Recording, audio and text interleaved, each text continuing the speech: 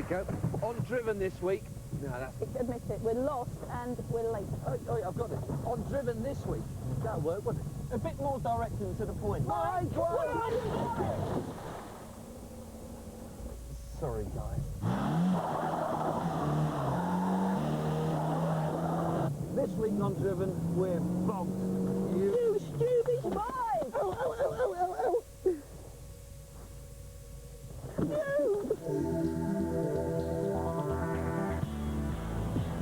Yes, on the programme tonight, we'll be using four-wheel drives to get us out of a sticky situation. The world's sexiest car? Possibly. The new Aston Martin gets our motors racing. And how do you spend 400 grand on a Ford Focus? Quite easily if you need a world rally car. Okay, fair enough. Look, I got us in this mess, and I'll get us out of it. This week on Driven, we're testing 4x4s. We got the new Nissan X-trail, the Toyota RAV4, and the new Ford Maverick. Problem is, they're soft-roaders, and not really mud pluggers. But can these cars do it, or are they just like Mike? All pros and... No performance. Yeah, laugh it up, you two. Toyota has a lot of experience in the 4x4 market, and the RAV4 really started the whole trend for soft-roaders. The car industry term for these lightweight 4x4s. The new RAV4 model comes with either a turbo diesel or a 2-litre petrol engine like the one we have today. Let's just hope it's good enough to pull that Astra out the mud bog and save me from having egg on my face. Right then guys, you ready? I'm going to pull up the slack and off we go. Now you can see that RAV4 is sliding a little bit. Oh, it's so bumpy and muddy. This car's four-wheel drive is working straight away. It's scrabbling for grip independently on these wheels. And I'll tell you what, it's not doing a bad job. It pulls 1,500 kilograms, this car, which is quite a lot. It's more than that Astra. We've got the car out of the bog, thank God.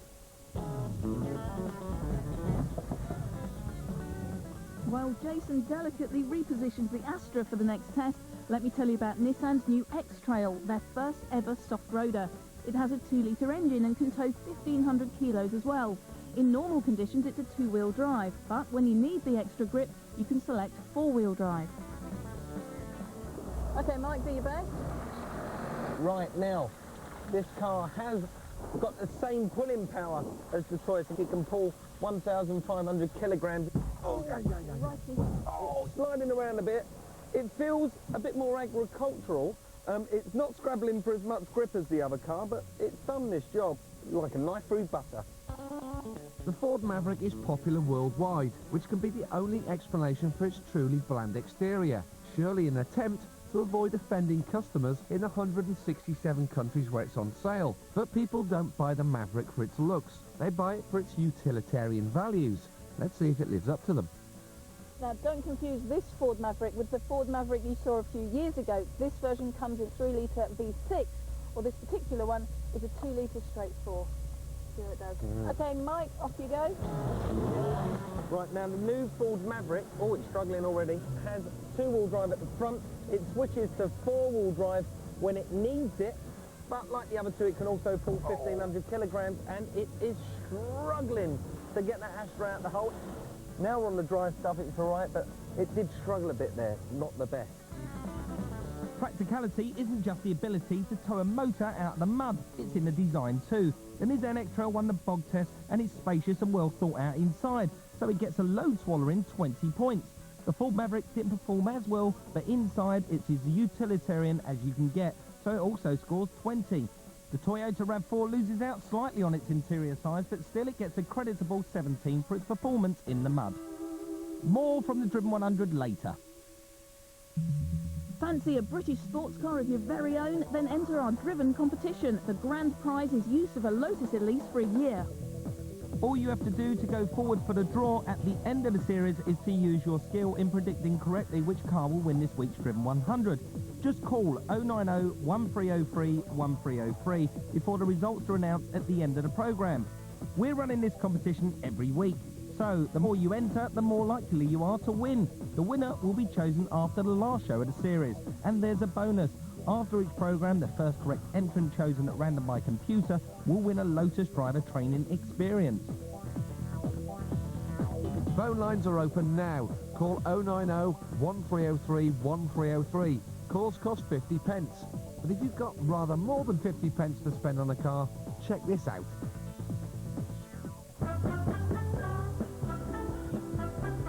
This is Rachel Souter, an NHS manager from Staffordshire.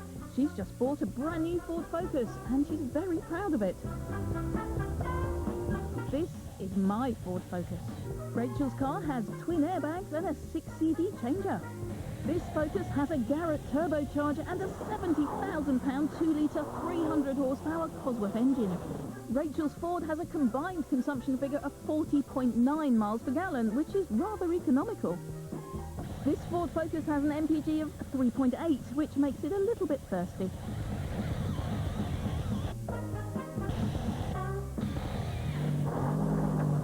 Hi Rachel, I'm Penny. Hi Penny. Nice to meet you. So you got yourself a nice new Focus? Yeah. You pleased with it? Yeah, I am. Yeah, about 3 weeks old. Uh-huh. Yeah. What sort of power has it got? 0 to 60 in about 10 seconds. Right, and about 115 horsepower, Yeah, I'd imagine. that's right.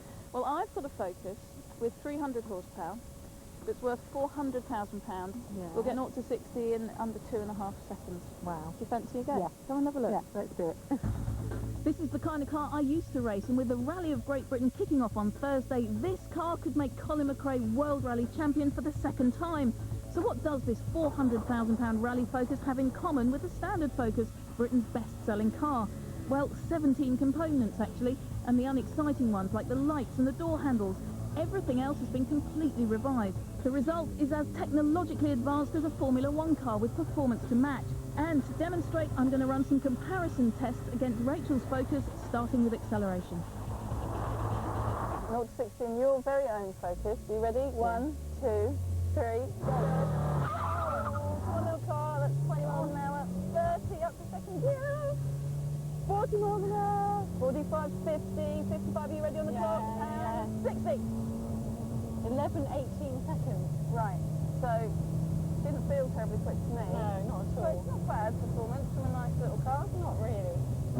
And now I'm going to show Rachel how that compares to the Rally Focus. Here we go. We're getting up to 60. We're there. We're Oh, there. Just chased seconds! In fact, a fraction under 2.5 seconds. Rachel, as you can see, was so overcome she forgot to put a stopwatch on it. But trust me when I tell you that in the 11.18 seconds it took her Focus to reach 60, this car was doing over 110 miles an hour. How does that compare to your car? Oh, you can't compare. Just unbelievable.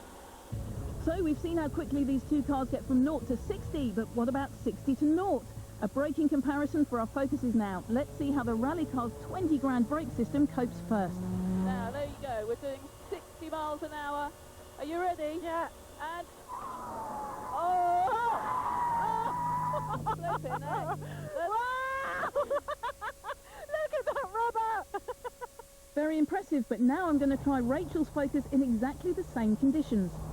We're doing 60 miles an hour. I'm going to slam on the brakes. Oh, and it's taken ages. It's completely locked up. 4 tyres. With its sophisticated braking aids, the rally car stopped from 60 miles an hour in an incredible 22 metres. Rachel's car, without any electronic gadgetry, took at least double that to pull up. And the comparisons don't end there. The road car handles well on the track, if you treat it gently. It's not getting my heart racing too much. I think we should get you in that rally car. Oh! That was a bit hard. Yeah. But do you want to swap it for your road car? I don't think so. No? Fantastic for a day. Oh, fantastic. Getting into this guard? Can't do it. Look at it. Good point. Well, Rachel might prefer her Focus, but as much as I'd like to hang on to this one, I'm afraid Ford want it back for the Rally of Great Britain on Thursday. Channel 4 will be showing the 2002 World Rally Championship from January. So, Ford, if you want this car back, you're going to have to come and get it. Now back to the Driven 100 and our wannabe 4x4s. As a rule, most of them won't get any more off-road than the driveway, so we're going to test their drivability on a suburban assault course made up of a mini roundabout, speed humps and a tight parking space. First to go, it's the Ford Maverick. On the road, it's pretty smooth. It irons out all the bumps. It's exactly what you'd expect. It's just a plain, boring old car. I'm not trying to be anything that it's not. But you do get a really nice high driving position. So you do feel a little bit king of the road here. But the turning circle is hideous. So in town, Look sort at the of way you just manoeuvre it. ate that curve. Well, exactly. That's the only benefit. You can go up and down curbs because you can't get round tight corners. But in town, I think manoeuvrability is pretty poor. Well, the most modern urban obstacle is the speed bump. How are the cars going to cope? 25 miles an hour. Oh, it's nasty. Here we go, the next test for our suburban obstacle called parking in a shopping centre. Well, the steering is nice and light for a start, which helps. Nasty old spot, isn't it? Use your mirrors. All right, I'm going to use the mirrors, which are lovely and big, and the pedals are nice and light.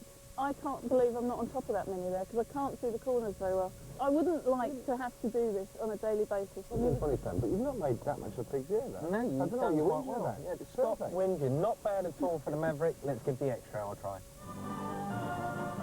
This is a monster truck, Bigfoot thing. We're sitting up higher inside this car, so we get to see more of the road. You can actually see the corners of this car quite easily. It's much, much nicer to drive than the Maverick. Really smooth, much nicer gearbox, much easier, but so comfy and luxurious. Really, really nice to be in. I love it in here. And it's massive. I want to see if we're going to get it round the roundabout, because the Maverick is got a dreadful turning circle. We have to go up on the curb. I think this is very slightly better. No. Yes. Yeah, it is. Oh, it is better. Yeah, we didn't even touch the curb. And look at the size of this thing compared to the Maverick. It's enormous. Here we go. Oh! Now that is the parking sensor, which is telling me there's something behind. I don't actually need the parking sensor, really, because I've got so much glass I can see what I'm doing, but I guess it's there to help you. You're in though, Tim. Nicely done. Easier or harder than the Maverick? I'd actually say, believe it or not, for being a bigger car, it seems easier. Let's try the RAV4. Instantly, this car feels like a miniature version of the other two. It's very conventional. It's very, well, car-like. Yeah, which I find strange because it's an off-road vehicle. Whoops, sorry mate, I'm going to have to go up the curb because yet again... you never went up the curb. Good work, took the alloy off there, sweetheart. Over the speed up at 25.10. It's a proper buckaroo, isn't it? Righty. It's worth it. It does feel worth it. I don't feel as scared of that Mini as I did before. Go on, Ping, I'll tell you what, you're in one in this. Easy peasy. Well, the steering, again, is very nice and light. I don't feel like I've got the visibility. The sides of the car feel higher in here. Because it's a smaller car, it just is easier. So, what do we think of their on- and off-road driving? One thing that I can take away about drivability is your two faces in that little Vauxhall Astra stuck in the mud.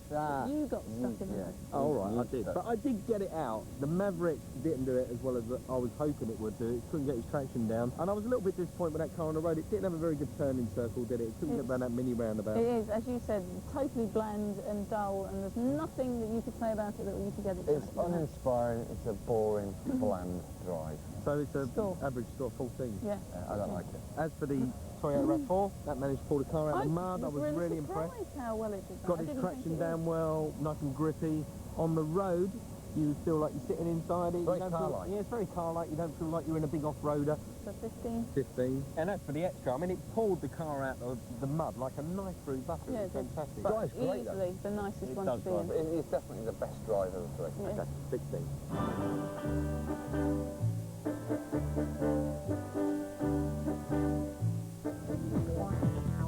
Next on Driven, a dream of a car, the new Aston Martin Vanquish. And which one of our Driven 100 4x4s will find favour down on the farm?